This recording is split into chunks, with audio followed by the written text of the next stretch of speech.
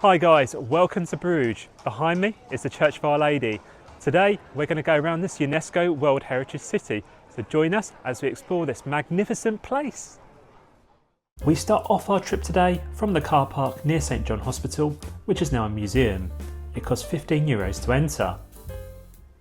Parking was about €15 for the 7-hour stay we were in Bruges.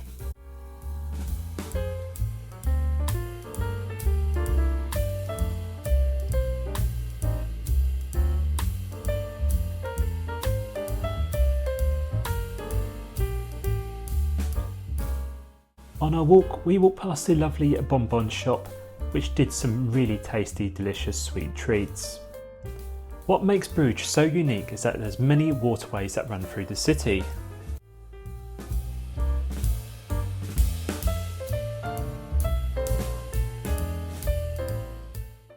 The Bruges Boat Tour Agency is where most people tend to do the boat tours offered here in Bruges.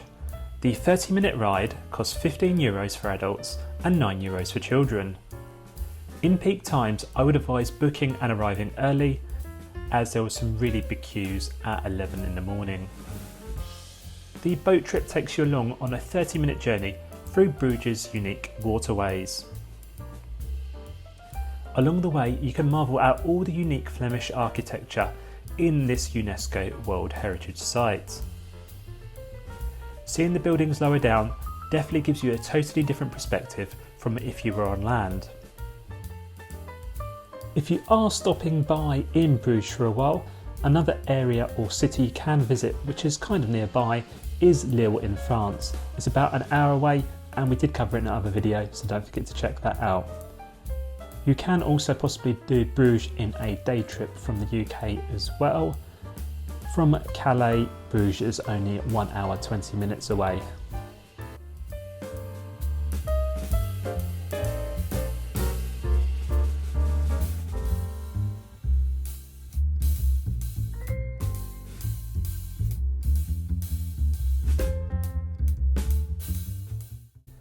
Around Bruges, you're going to see lots of horse and carriages, which makes you feel like you've taken a step back in time.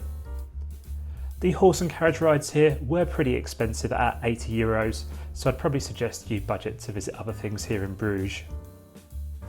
As you know, Belgium is known for its tasty chocolate, and there's many places you can buy that in Bruges. Bruges also contains a diamond museum, which is €12 to enter.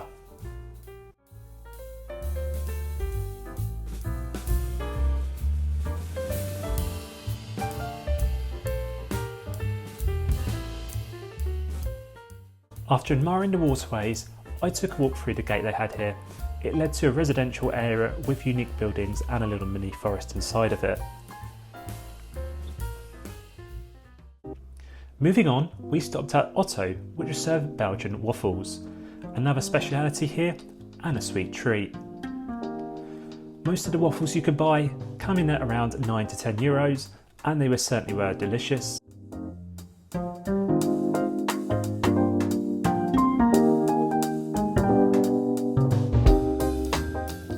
Walking along, we passed the very old and quaint Boniface Bridge, where you can see the Church of Our Lady in the background.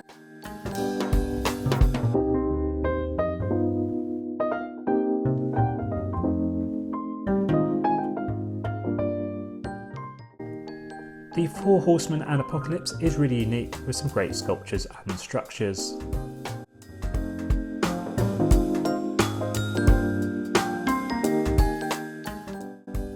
We next walked along the river by the Dejiver Park, which had a Sunday market / flea market selling metal products and paintings.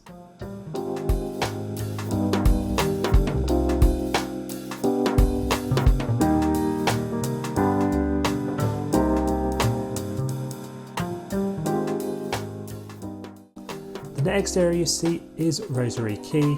It's one of the most busiest areas in Bruges, and you're going to find some great shops and restaurants in this area.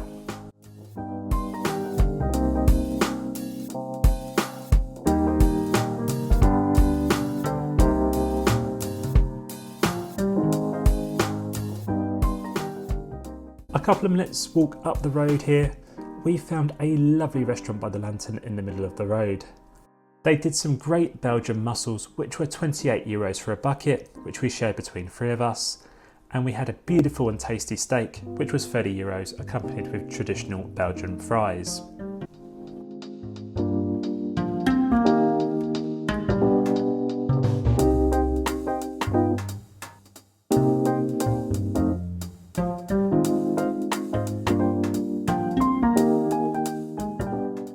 After visiting this area, we passed through the beautiful streets and headed to the park here they have called the Koningin Astridpark. It's a great little place to escape the crowds here in Bruges and makes for a very peaceful environment.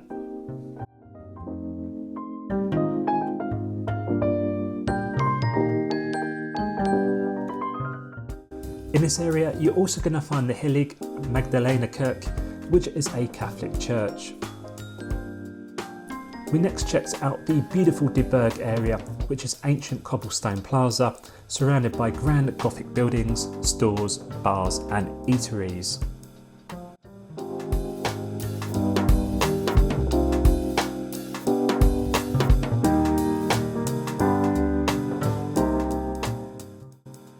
We next visited the Basilica of the Holy Blood Church in this area. It's most famous for housing a vial claimed to contain a cloth with Christ's blood on it.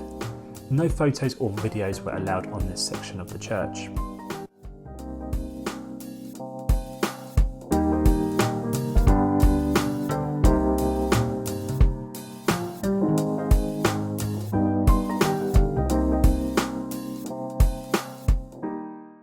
In this area you're also going to find the spectacular Belfry Tower. Entrance is €15 and you will need to climb nearly 300 steps to reach its peak. Entrance is limited to time slots, so best to book in advance or earlier in the day to enter. This area also incorporates the Market Square, where you're going to find the Pieter de Koningin Astridpark statue, the Provincial Palace and the Historian Bruges.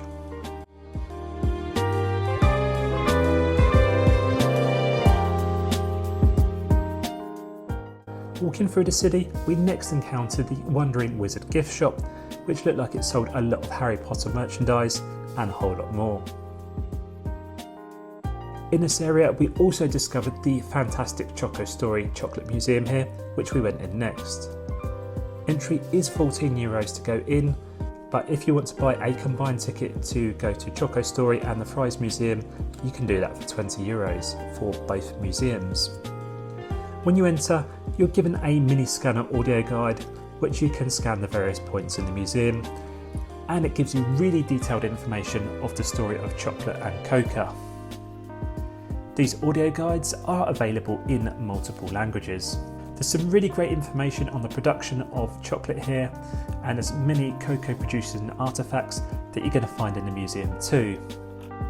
One of the really great things inside the museum is there's live demonstrations on the process of chocolate making with chocolatiers, who show you how it's made on the site. There was also some samples to try nearby, which were absolutely delicious.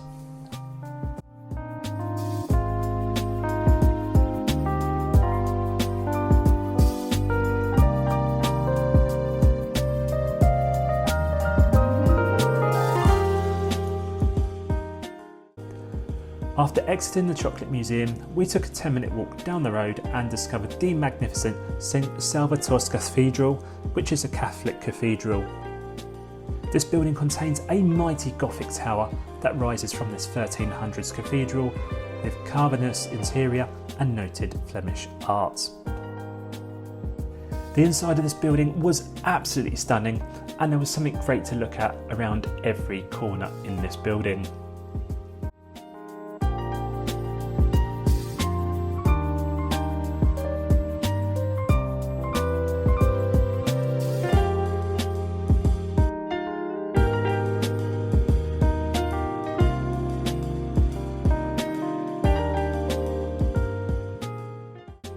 Once we finished, we headed back to our car in the car park. What did you guys think of Bruges? Let me know in the comments below.